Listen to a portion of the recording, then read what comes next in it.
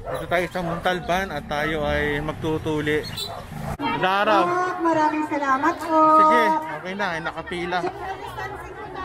Social distancing. Papasok tayo sa loob. Present tuli. Let's go. Yan, isa sa pinakamagaling na doktor namin, Dr. Rondilla ng Amang. Sige, daming tao. Okay lang, ang daming tao. Ito yung mga gamit pinaprepare dito. Hi, kumusta? Sige, okay lang yan. Hi. Ang mga masisip.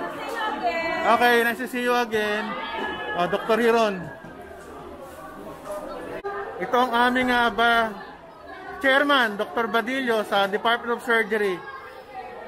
Sir, kamusta naman ang operation tuli natin? Okay naman, successful. Successful, ano? Problema, napakaraming tao. 350 ang nakatulong. Oo, titingnan natin kung paano natin makakaya yan. Sige, sir. Narito yung aming mga volunteers. Si Dr. Hiron, ang organizer. Okay, so ito, inaayos yung mga gamit, sterile dapat. May anesthesia, yun din. Yung mga gamit na nandun, kailangan linisin ng mga volunteers. Sir, kayo, kamusta? Nagtutuli ba? Saan ba kayo, family med? Ako po yung in charge na municipal health officer. Dito. Okay, sige. Dr. Tolentino. Aha. Ano pangalan nyo? Dr. Serrano. Serrano. Okay. Ako yung training officer nila.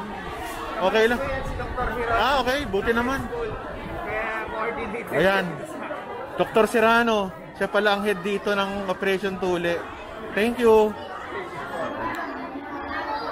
Si Dr.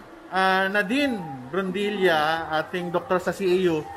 Kamusta? Volunteer ka, di ba? Ba't ka natutuwa mag-volunteer? Kasi gusto ko po maging surgeon, tapos masarap din po sa feeling na marami kaming natutulungan. Kasi malayo yung lugar. Oo. Gusto daw niya maging surgeon. Baka hindi nyo kasi nadidinig, naka-mask at saka face shield. So okay lang. Gusto niya mag-surgeon, gusto niya maglingkod. Di masaya lahat. Okay, doktor. Sige, opera na ulit. Ito yung mga pila sa labas. Okay. Sa totoo lang, nabawasan na yun. Ang dami na natuli eh. Nagkapatuli rin ba kayo? Ay, hindi ho. Yung anak nyo? Sige, yung anak. Okay, yun lang. Ang dami oh. Punong-puno yung aming barangay hall.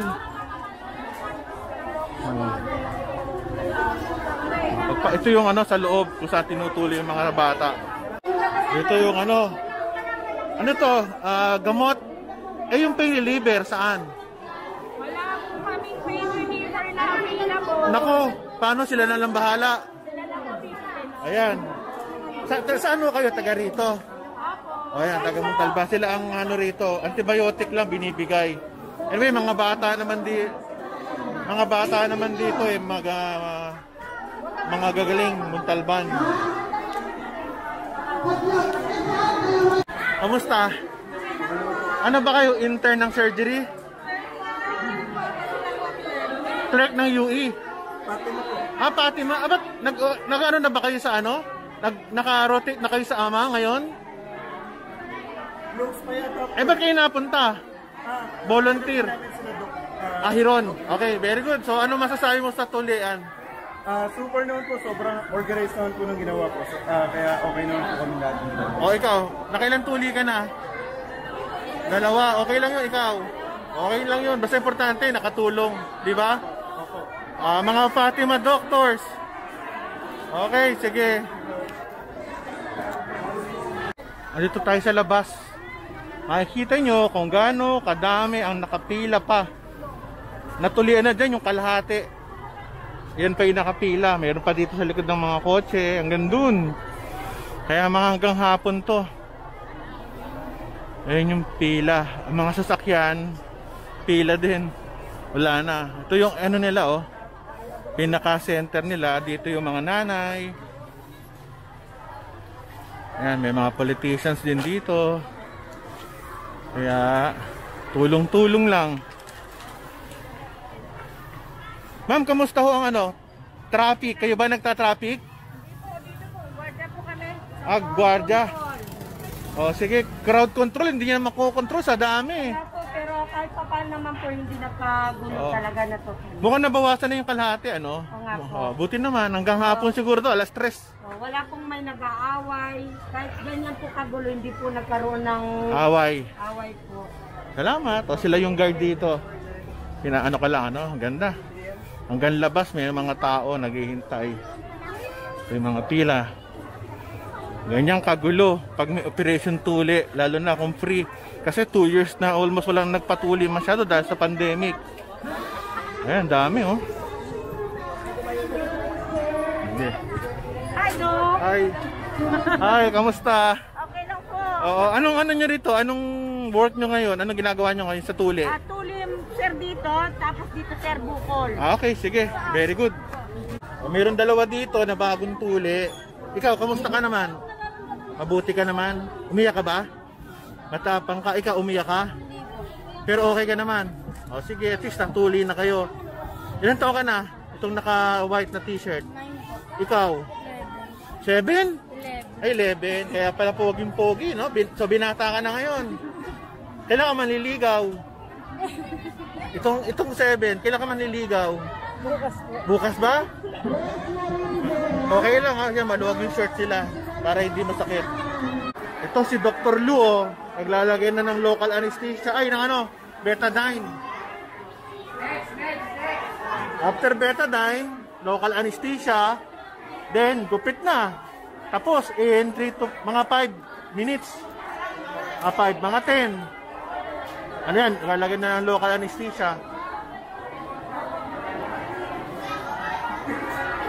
Saksak na doon sa itaas ng ari ng lalaki. Medyo masakit lang to ha. Malalim. Tusok, then aspirate. Aspirate para malaman natin kung may tinamaang vessel. Pag wala, dire-diretso lang. Sa gitna, kaliwa, kanan na part ng dorsal area ng penis. Lagi sinasabihan sila na pag nagtutuli, wag dapat masakit. Kasi kawawa naman ang pasyente. Yan, nilalagay na ng local anesthesia at maghintay ng mga 2 minutes para mag-effect ang anesthesia. Okay na. At yan ay lalagay ng ng mga clamp at gugupitin yung dorsal area, yung pinakaibabaw. At saka, tahina, tapos. Nandito tayo, magtutuli tayo sa Antipolo.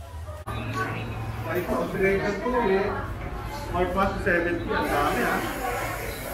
Sige, okay na. Medyo mainit lang. Ang mga volunteers ngayon, mga taga-amang, at marami. Siguro ang nakahiga dito, mga 12 people. Pero ang problema, sabi ko nga sa inyo, 150 to 300 yata yung nakapila sa labas. Kaya importante na mabilisan to, pero importante din na walang pain at walang sakit. Ito yung mga gamit. Ito yung mga gamit.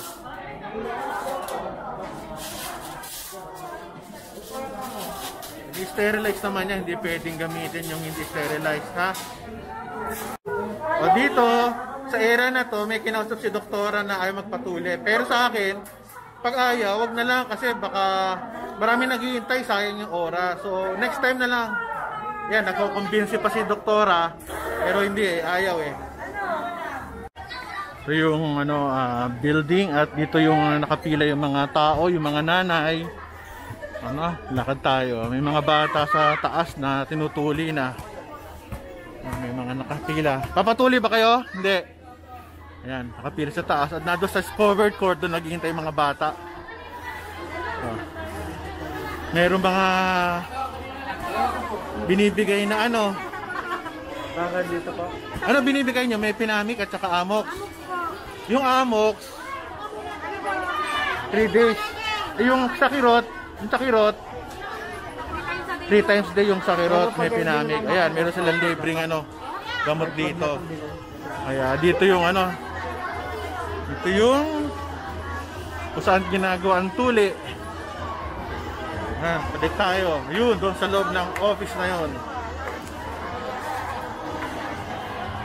Yung dalawang doktora namin na masipag. Yung pa isa. Yun, si doktora. Tutuli. Ayan. Umiiyak yung ano. Kasi natatakot din minsan eh. Kamusta tuli? Okay naman kayong dalawa? Kamusta experience ng pagtutuli mo? Nadugo, sir. Nadugo, okay lang. First ano naman eh. Nakapagod. Nakapagod, ano? Nakayuko. Ikaw? Nakakapagod. Ano? Okay naman po, Dok. Okay. Ang style dyan, pag nagtutuli kayo, umupo na lang kayo. Mababa yung upuan eh. O, mababa higaan. So pag nakadukwang ka, ano yan, masakit sa ulo, baka kayo mahilo. So dapat, umupo ka.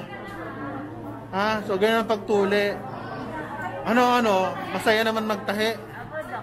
Masaya ikaw, masaya magtahi. Oo, ikaw tuli ka na.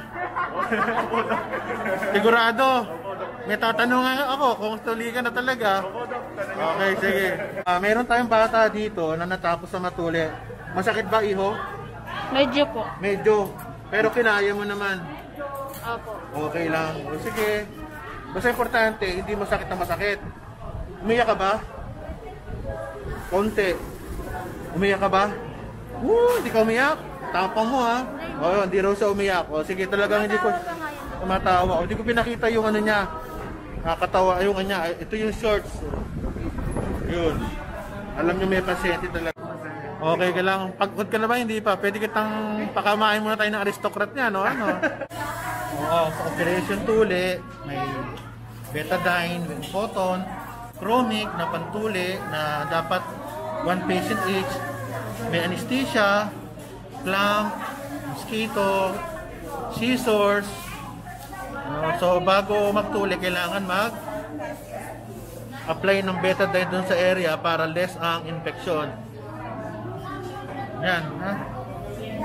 Kaya dapat unsterile. Iho, tinatamaan mo yung gamit. Usod ka to the right. Okay, sige. So itong kanilang gamit. Yun, nilalagay na ng local, nilinisin mo na yung ari. Na hindi ko muna pwedeng anuhin. Nakita, bawal. So, pinapakita ko yung gamit. So another patient. Yun yung gamit. Gagamitin. Ito yung pasyente, maghuhubo. So siyempre, hindi naman humakina yung mga... Okay lang yan. Marami naman eh. Tsaka libre naman yan. Volunteerism tayo dito. So yan, kumakain si sir ng... yan. So, bagong subscriber, pa-shout out. Ayun. Taga UERM mo itong mga pogi. Ha? Hindi kita pwedeng i-shout out. Pasyente ka. Meron ditong pasyenteng tinutuli. Tawa ng tawa, nakatingin sa akin. Hindi pwede. Oh, pa-burger. Hindi pwedeng kunan yung pasyente. Magagalit ang nanay niyan. Yan na. Yan, magaling na sila magtuli. Magaling mag-anesthesia. Ito ang perks ng naglilibreng tuli. May libreng pagkain. Yun, meron ding hamburger, chicken joy na masarap. May tubig, may sauce. Okay.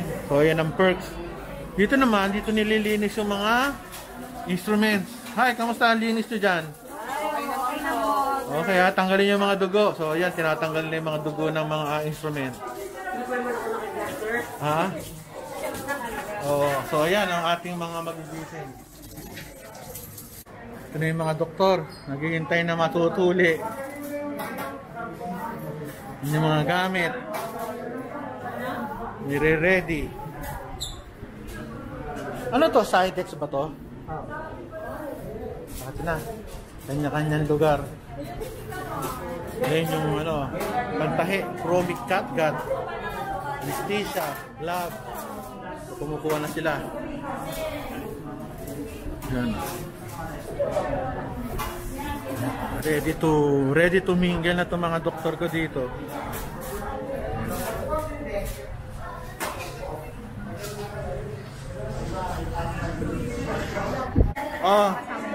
Kamusta ang experience sa pagtuli? Puro kayo thumbs up. Anong emoji mo? Puso, ikaw, kamusta tuli? Okay lang to.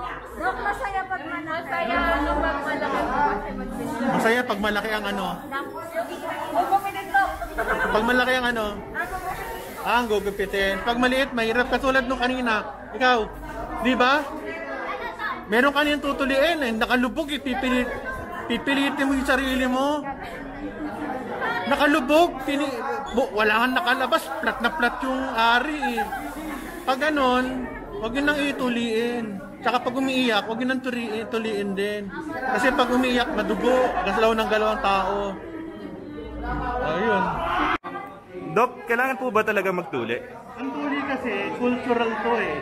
Sa Pilipinas, culture natin, mas maganda, natutuli. Pero kung ikaw ay hindi tuli, o supot ka, okay lang yun. Kasi natin, nung kabataan tayo, sinasabi nila na ang supot daw, nakaka-increase ng cervical cancer, na hindi naman totoo.